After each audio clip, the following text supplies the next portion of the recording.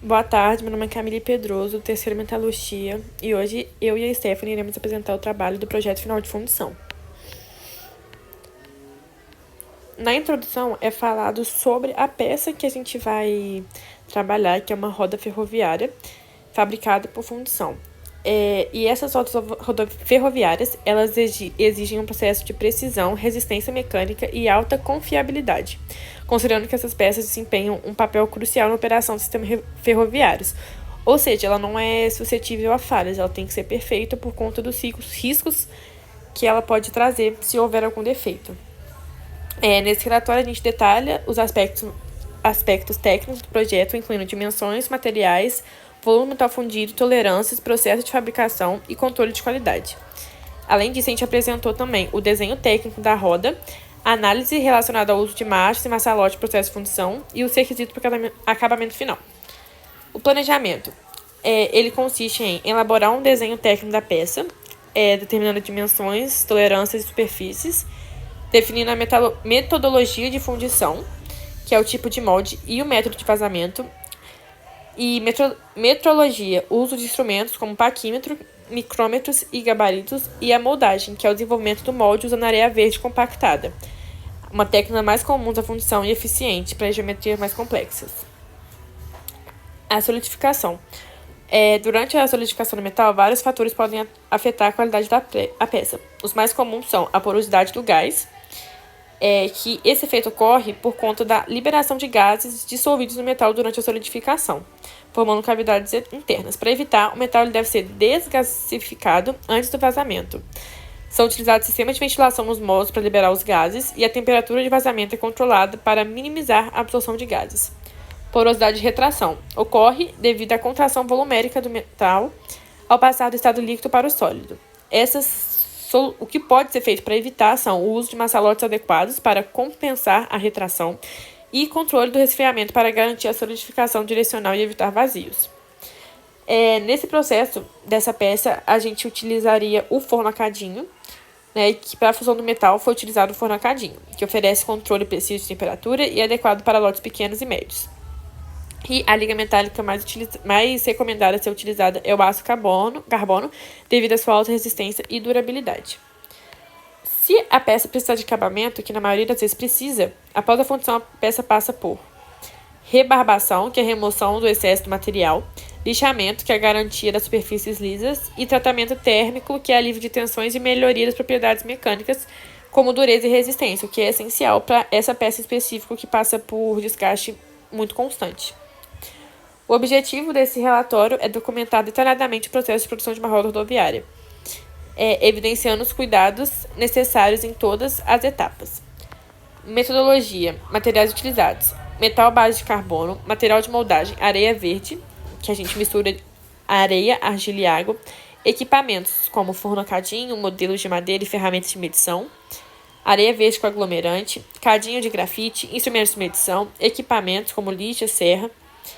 E aqui a gente tem os procedimentos, que consiste no desenho da peça, que a gente colocou a dimensão de 920 milímetros, a vista superior, a vista frontal e a vista lateral, nesses 3 desenhos aqui.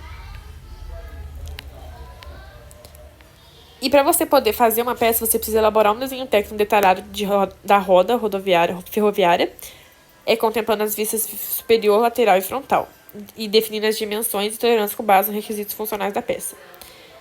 Dimensões e cálculos da peça. Medir todas as dimensões do modelo e calcular o volume total da peça, considerando a geometria cilíndrica e a densidade do carbono.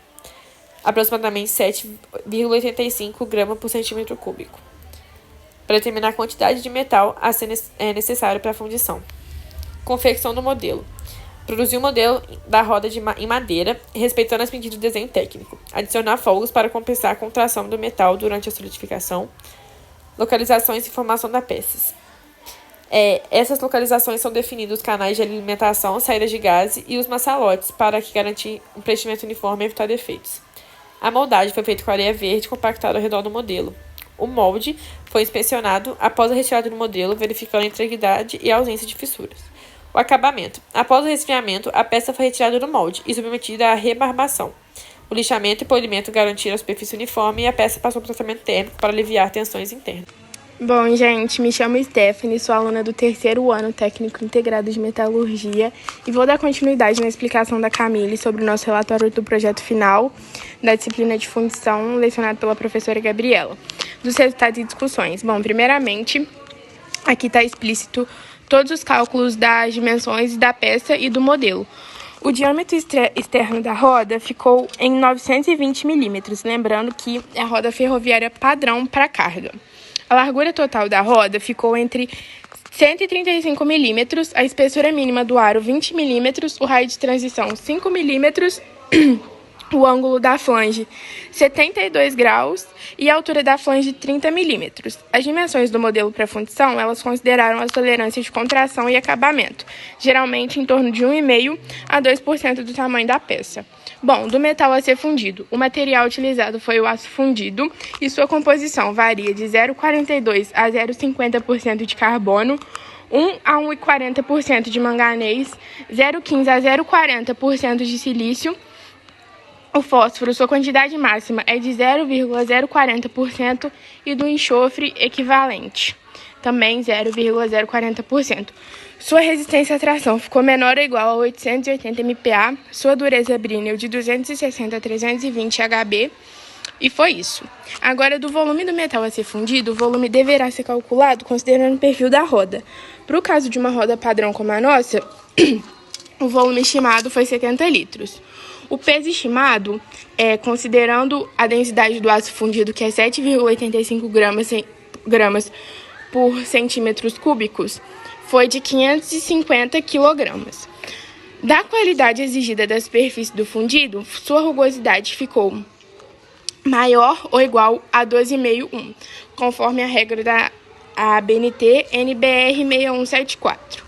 O seu acabamento mínimo foi superfície sem inclusões, porosidades excessivas ou trincas. Da sua tolerância dimensional necessária, a sua tolerância geral ficou maior ou igual a 0,3 milímetros, lembrando que é para partes críticas como o aro e a flange, e a contração do metal 2%, que foi aplicada no modelo de fundição. Da análise das dimensões, formas, tipos e localização dos machos e maçalotes, os maçalotes ficaram localizados na parte superior da flange para evitar retração e porosidades. A dimensão foi cilíndrico com 150 mm de diâmetro e 200 mm de altura. Os machos eles foram usados para criar o furo central, com diâmetro interno de 200 mm, e o tipo foi macho de areia com alta resistência mecânica e térmica. Do processo e tipo de moldagem, o tipo de moldagem foi moldagem areia verde ou resina, isso vai depender da precisão requerida, e o processo foi caixa de moldagem bipartida, incluindo reforço nas bordas para suportar o peso da peça. Do desenho e modelo da peça, o modelo em madeira foi fabricado com precisão, permitindo a confecção de um molde adequado e uma peça final dentro das especificações. Das dimensões e cálculos da peça, as medições confirmaram a precisão dimensional da peça, o que atendeu aos critérios do projeto. Da confecção do modelo, o modelo desempenhou um papel crucial, garantindo uma reprodução fiel das dimensões planejadas. Das localizações e informações da peça, os pontos de entrada e saída no molde foram eficazes, resultando em um processo de solidificação uniforme e minimizando os defeitos. Sobre a moldagem, a utilização de areia verde proporcionou boa compactação e resistência, resultando em um molde robusto e capaz de suportar o vazamento do metal líquido. Da conclusão, o processo de fundição da roda ferroviária foi realizado com sucesso, seguindo as etapas descritas. As medidas adotadas para evitar defeitos e melhorar o acabamento resultaram em uma peça que atende plenamente aos requisitos do projeto. Bom, aqui está todas as referências bibliográficas, todas as nossas fontes de onde nós tiramos as informações do trabalho.